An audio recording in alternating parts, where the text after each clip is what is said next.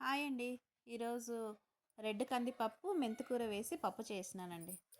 మెంతికూర, జీలకర్ర, మెంతులు, రెడ్ కందిపప్పు, 2 టమాటో, కొంచెం చింతపండు, కొత్తిమీర, వెల్లుల్లి అండి.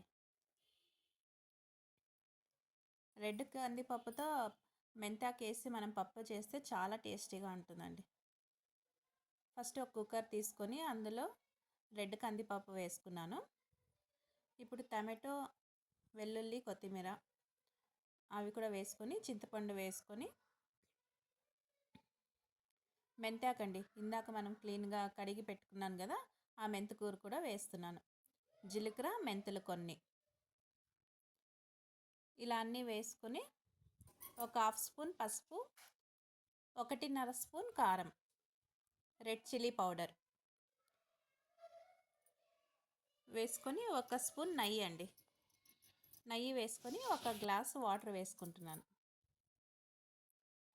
1 గ్లాస్ వాటర్ సరిపోతుందండి. ఇలా అంతా బాగా మిక్స్ చేసుకొని కుక్కర్ 4 విజిల్ పెట్టుకుందామండి. చూడండి, 4 విజిల్ తర్వాత పప్పు అయితే బాగా ఉడికిపోయింది కదా. ఇప్పుడు రుచికి సరిపడినంత సాల్ట్ వేసుకొని బాగా పాముకుందామండి. మనం పప్పు గిత్తి తీసుకొని పప్పుని బాగా రుద్దుకుందాం.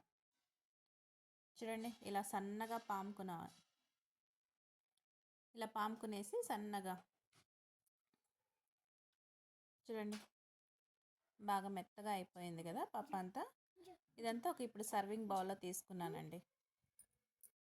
ఇప్పుడు తిరువాతకి జీలకర్ర, వెల్లుల్లి, వట్టిమిరపకాయ, కరివేపాకు, ఒక చిన్న కడాయి పెట్టుకొని అందులో 1 స్పూన్ నెయ్యి, 1 స్పూన్ ఆయిల్ అండి. ఇదంతా వేడైన తర్వాత వెల్లుల్లి అండి, కట్ చేసి పెట్టుకున్నాం కదా, వెల్లుల్లి వేసుకొని జీలకర్ర, ఆవాలు ఈ 2 వేసుకొని కొంచెం చిట్పట్లాడే వరకు ఉండి కరివేపాకు, వట్టిమిరపకాయ వేసుకొని బాగా ఫ్రై చేసుకుందామండి. చూడండి, తిరువాత అయితే రెడీ అయిపోయింది కదా. ఇందాక పాము పెట్టుకున్నాం కదా, ఆ పప్పులో ఈ తిరువాత అంతా వేసుకొని బాగా కలుపుకుందామండి. చూడండి, రెడ్ కందిపప్పు, మెంతాకు పప్పు చాలా బాగా వచ్చిందండి. ఒక్కసారి ఇలా ట్రై చేయండి. మీకు ఈ వీడియో లైక్ అవుతే సబ్స్క్రైబ్ చేయండి, లైక్ చేయండి. Thank you.